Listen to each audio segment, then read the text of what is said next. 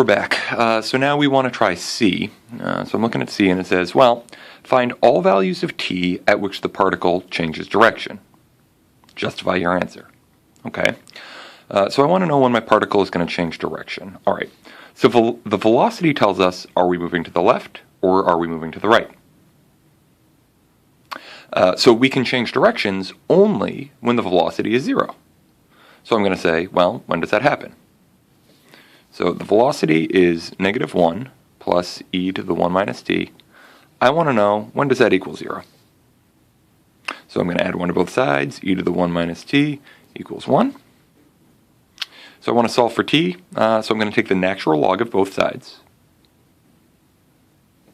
I'll actually physically put it in like this.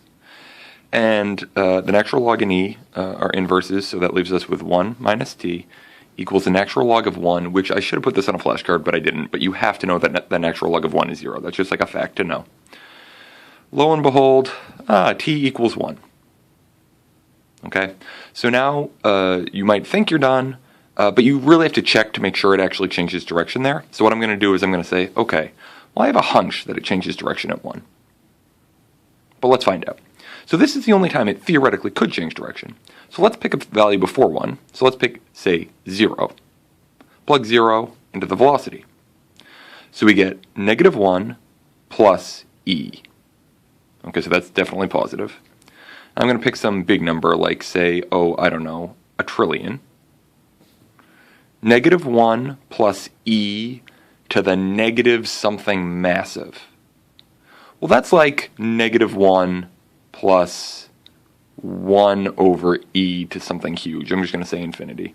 And that ends up being negative. So at times t equals 1, the particle was moving to the right, and then at t equals 1, it switched and it moved to the left.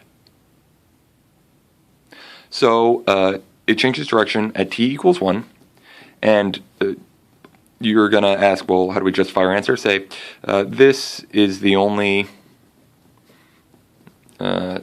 time the velocity, you can't really see this anymore, so I'm just going to say it. This is the only time the velocity switches signs, and you're done. Now, I'm going to stop.